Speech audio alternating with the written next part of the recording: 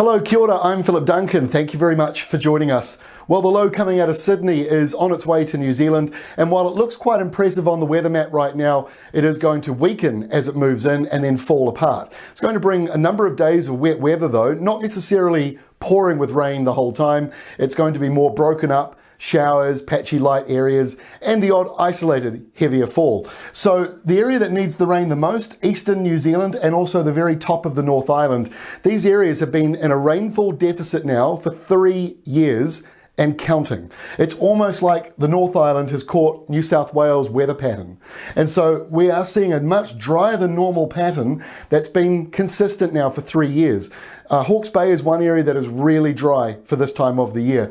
But we do have a little bit of wet weather coming from this system because there's going to be an easterly portion that comes through early next week. So we will be seeing a little bit of rain accumulate over in those eastern areas. But to begin with, it is certainly on the western side. There will be some slightly heavier falls up here in the north, but it is a lot more isolated, and those areas that really need it in the east are looking pretty dry, with only 5 to maybe 15 millimeters coming over the next 3 days. This is Friday, Saturday and Sunday's rainfall coming up. So the heaviest falls, the Nelson Ranges, the hills between Nelson and Blenheim, Mount Taranaki, and also Eastern Bay of Plenty. Now, Eastern Bay of Plenty has consistently been clipping the rain events this year, while the western side much drier. Western areas maybe only getting 30 millimeters over the weekend, but these areas here, 70 or 80 millimeters, might lead to a couple more slips based on the recent slips and flooding we just had. Very dry area, and so it doesn't take a lot of rain to actually cause a few slips. I don't think flooding will be a problem, but there might be a few isolated slips. And the driest region, you'll be pleased to know, Southland, you are in the driest part of the country. So that's the forecast, the rain forecast for the next 3 days. So let me show you what else is happening, because we've got this warmer airflow. The northerly winds kicking in at the moment are pushing temperatures well above normal. This is today's departure from normal, showing that most of New Zealand is leaning warmer than average. 17's the forecast, but it could go higher. We've seen that happen every day this week, getting up into the early 20s.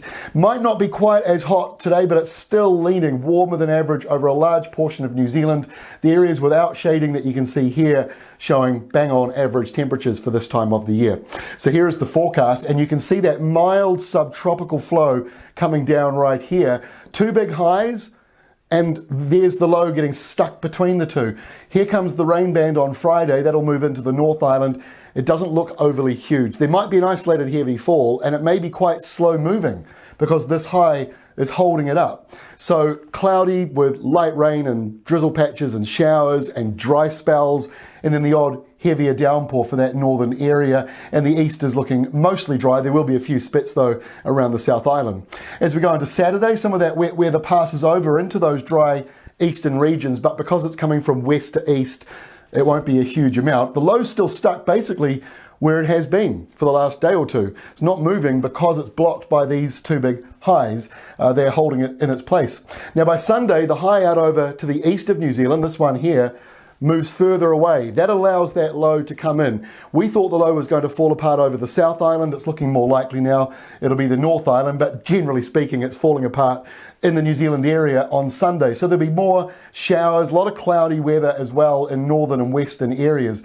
And then next week, Monday, here comes the change. So the low pressure system starts to move out to the east, and therefore with this high now south of New Zealand, it drives in a colder southeasterly. So an interesting setup on Monday for the South Island, windy weather and some wet weather and some snow on the mountains and ranges. The good news for Hawke's Bay is this sets up a few days of southeasterlies and easterlies driving in showers. So it's not a big rain event, but it's just showered, one day after the other with showers, which will be welcome in the area, and make the most of it, because behind it, quite likely, more spring-like westerlies on the way once September arrives.